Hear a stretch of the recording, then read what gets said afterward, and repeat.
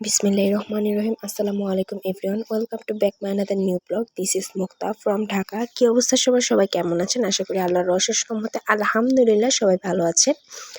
আমিও ভালো আছি। তো আপনারা যে স্ক্রিনে এতক্ষণ দেখতে পেলেন যে একটা স্টিলের অর্ধপের মতো আর কি ডোয়ার সিস্টেম। তো এই ডোয়ারটা হচ্ছে আজকে আমি পুরোটা গুছাবো। এটা খুবই এলোমেলো অবস্থায় আছে, তো একটু পরে হচ্ছে এগুলো সব বের করব। তো আমি এদিকে হচ্ছে একটু রান্নাঘরে চলে গিয়েছিলাম আম্মু কি রান্না করছে সেটা দেখার জন্য।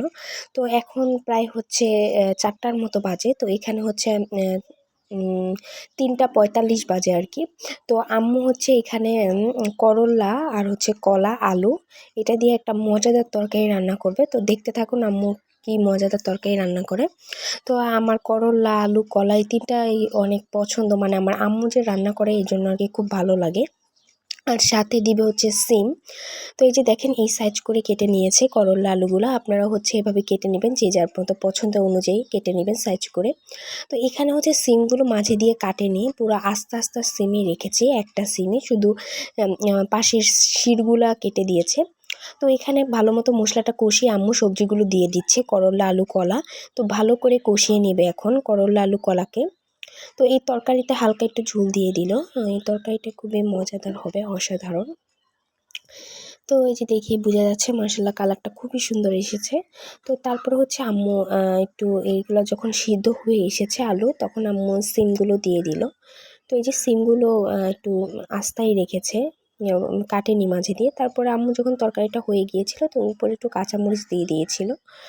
তো যাই হোক, তারপরে হচ্ছে আম্মু তরকারি রান্না করতে করতে হচ্ছে আমি এদিকে হচ্ছে একটু ডোয়ারে সব কিছু বের করে হচ্ছে একদিকে হচ্ছে মাথার যে ইনার ক্যাপগুলো, তারপর হচ্ছে হাত মোজা, আমি যেহেতু হাত মোজা পরি, হাত মোজা পা মোজা, এই যে নতুন আরেকটা হাত মোজাও কিনেছি যেহেতু গ্রামে যাব। তো এদিকে হচ্ছে কিছু বই খাতা আছে আর আমার কিছু হিজাব আছে আর কি, স্কার্ফ, এগুলো আমি সবসময় পরি আর কি রাফিউজের জন্য। তো আরেকটা পলিথিনে হচ্ছে শ্যাম্পু, কিছু পাউডার কিংবা ক্রিম টিম, এগুলো হচ্ছে একটা পলিথিনের মধ্যে ভরে নিলাম।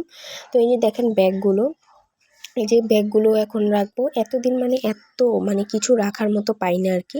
তো গ্রামে যাব এই জন্য যে একটা স্নো কিনে নিয়েছিলাম আর হচ্ছে কোলগেট টুথপেস্ট কিনেছিলাম আর এটা হচ্ছে একটা আতর। এটা হচ্ছে আব্বু ইউজ করে, আব্বু ভাইয়া, এই জন্য হচ্ছে এটাও কিনে নিয়েছে। তো এই যে এগুলো হচ্ছে কিনে নিয়েছি যেহেতু গ্রামে যাব। এর মধ্যে হচ্ছে আমি ডোয়ারটা পরিষ্কার করে নিয়েছি ভালো মতো করে। এখন হচ্ছে সব কিছু রাখবো আর কি এক এক করে। তো আমি এক সাইডে হচ্ছে আমার যে নিত্যদিনের হিজাবগুলো যেগুলো আমি ইউজ করি বাইরে যাওয়ার সময়, এগুলো রেখে দিলাম।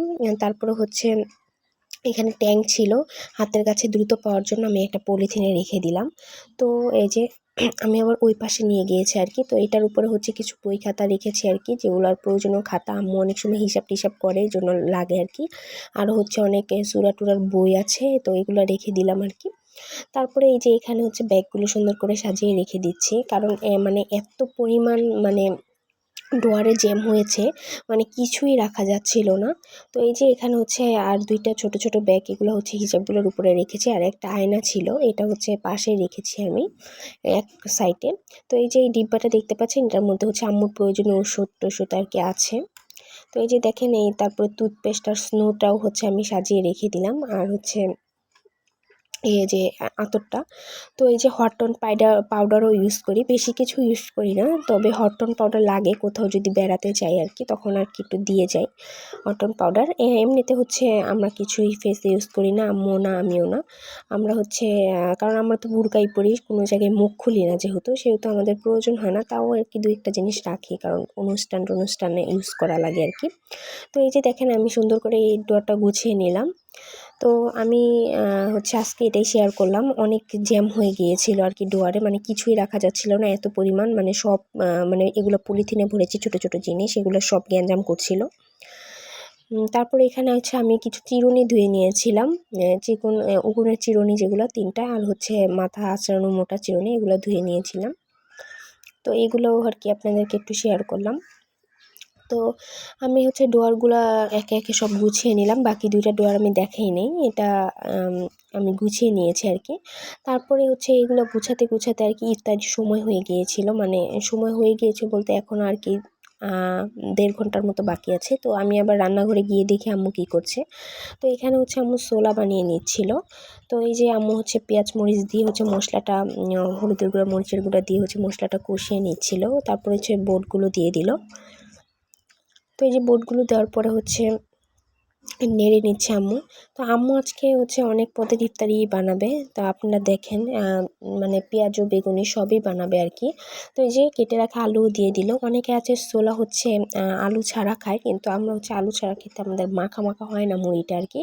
তো আলু দিয়ে খেতে হচ্ছে অনেক ভালো লাগে। যেহেতু আমি ছোলা হচ্ছে মাঝে মাঝে হচ্ছে এভাবেই খাই আর কি, মুড়ি মাখা ছাড়াও, এই জন্য। তো আম্মু এখানে হচ্ছে দেখতেই পেয়েছিলেন স্ক্রিনে পিঠা ভেজে নিচ্ছিল। ওটা আমি আর তুলিনি, আমি একটু ব্যস্ত ছিলাম এই জন্য। তো এই যে দেখেন অনেকগুলো পিঠা ভেজে নিয়েছিল। আর কার কার হচ্ছে গ্রামের বাড়ি এই পিঠার জন্য আর কি বিখ্যাত, আমাদের নরসিংদী মানে হচ্ছে আমার নানু বাড়িতে, মানে ঈদে হোক যে কোনো সময় হোক এই পিঠা থাকবেই। 2 ঈদে, কুরবানির ঈদে এবং হচ্ছে ঈদুল আজহা আর ঈদুল ফিতর, দুটাই হচ্ছে এই পিঠা থাকবে। তো কার কার গ্রামে হচ্ছে এই পিঠার জন্য বিখ্যাত, কিংবা এই পিঠা খুবই পছন্দ কার কার, অবশ্যই কমেন্ট করে জানাবেন। তো আরেকটা আছে শিরার পিঠা, ওটাও কিন্তু আমাদের খুবই পছন্দ। তো ওটা যেহেতু বানাই নাই, তাই হচ্ছে ওটাও করিনি আর কি। আর এই পিঠাগুলো হচ্ছে আমরা গ্রাম থেকে এনেছিলাম, সেটা আপনারা ভিডিও সম্পূর্ণ দেখলেই বুঝতে পারবেন আর কি। আমরা সবগুলো ভিডিও দেখলে আমি দেখিয়েছি। তো আমরা আমরা হচ্ছে তাড়াতাড়ি চলে এসেছিলাম দেখে হচ্ছে, আমরা যখন মানে তারা যখন পিঠা বানাচ্ছিল আমার মামিরা, তখনই আমরা চলে এসেছিলাম, এই জন্য আর কি শিরার পিঠাগুলো আনতে পারিনি। তো এখানে হচ্ছে আম্মু নিজের হাতের তৈরি, মানে হচ্ছে আম্মু হচ্ছে নানা রকম এই যে কী জানি বলে ওগুলাকে, ডাল সিদ্ধ করে হচ্ছে ডালের বড়া, মানে ব্লেন্ডার করে ডালের বড়া বানাবে, এই জন্য গুঁড়াটাকে হচ্ছে আগে করে নিয়েছিল, একটু মাখিয়ে রেখেছিল হলুদ মরিচ দিয়ে। তো এখানে হচ্ছে যাতে হলুদ মরিচ ভিতরে যায় এই জন্য মাখিয়ে রেখেছিল। তো এখানেও হচ্ছে আম্মু বেসন তৈরি করে নিচ্ছে, এটাও আম্মু নিজের হাতে তৈরি, মানে নানা রকম ডাল দিয়ে, মানে একদম ঘরে তৈরি বেসন, আমরা বাইরের বেসন খাই না। তো আপনারা যদি ভিডিও চান ঘরে কীভাবে বেসন তৈরি করবেন সেটাও আমি দেখাবো ইনশাল্লাহ। তো এখানে হচ্ছে আম্মু যে আলু ভর্তা, মানে আলু ভর্তা করে নিচ্ছে আলুর চপ বানানোর জন্য। এই যে দেখেন আম্মু পরিমাণ মতো তেল দিয়ে দিল। এখন হচ্ছে আলুগুলো মেখে নিবে। আর হচ্ছে ডালের বড়া বানানোর জন্য ওটা আগেই হচ্ছে একটু মেখে রেখেছিল, পরে পেঁয়াজ কুচি মরিচ কুচি দিবে উপরে। তো এই যে আম্মু এখানে হচ্ছে একটু শেপ দিয়ে নিচ্ছে, যেভাবে হচ্ছে আলুর চপ বানাবে আর কি।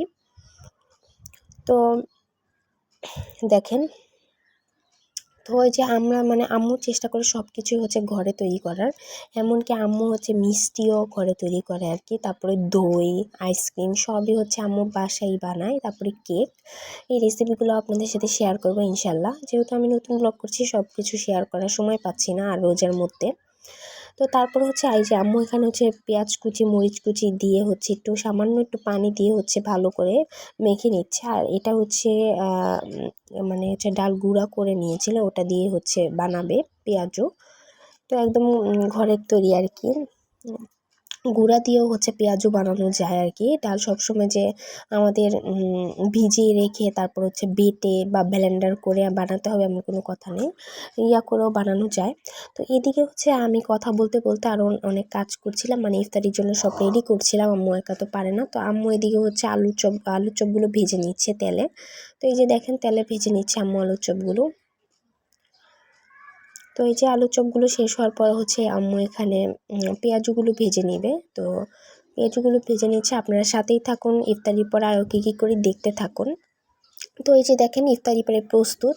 এই যে আম্মু এখানে পেঁয়াজু আর বেগুনি আজকে বানাইনি, কারণ বলেছি যেহেতু টাইম নেই, আর বেগুনি আমার তেমন একটা পছন্দও না, আমার আলুর চপ পেঁয়াজুই পছন্দ।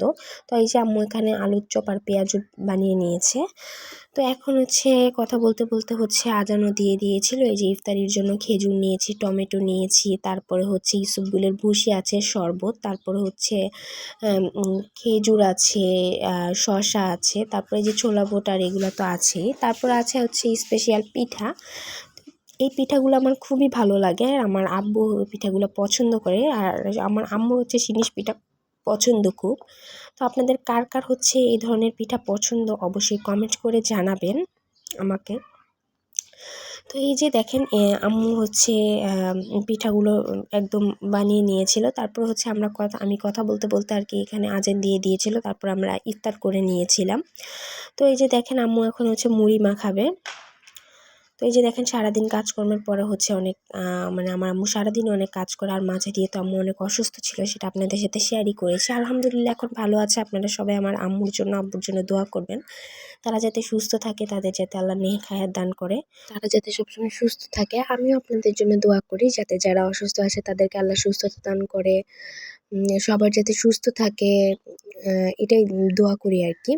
তো এখানে হচ্ছে এই যে আম্মু মুড়ি মাখিয়ে নিচ্ছে, আমরা এখন মুড়ি খাবো। তারপরে মুড়ি খাওয়ার পরে আজান দিয়েছে যেহেতু, তারপরে হচ্ছে নামাজ পড়বো। তো আপনাদের কাছে আমার আজকের ব্লগটি কেমন লাগলো অবশ্যই কমেন্ট করে জানাবেন। আমাকে সাবস্ক্রাইব করে আমার পাশে থাকবেন, আমার জন্য অনেক অনেক দোয়া করবেন। যেহেতু আমি নতুন ব্লগ করছি, আপনাদের ভালোবাসা পেলে আমার আরও আগ্রহ জাগবে আপনাদেরকে নতুন নতুন ভিডিও দেওয়ার জন্য, সুন্দর সুন্দর ভিডিও দেওয়ার জন্য। আর কার কার কেমন ভিডিও পছন্দ অবশ্যই কমেন্টস করে জানাবেন, না হলে তো আমি বুঝবো না। তো হচ্ছে এই ভিডিওটা আমি আজকে এই পর্যন্তই শেষ করছি, যেহেতু 10 মিনিটের বেশি হয়ে গিয়েছে ভিডিওটা। তো আপনারা সবাই ভালো থাকেন। আল্লাহ হাফেজ। আসসালামু আলাইকুম।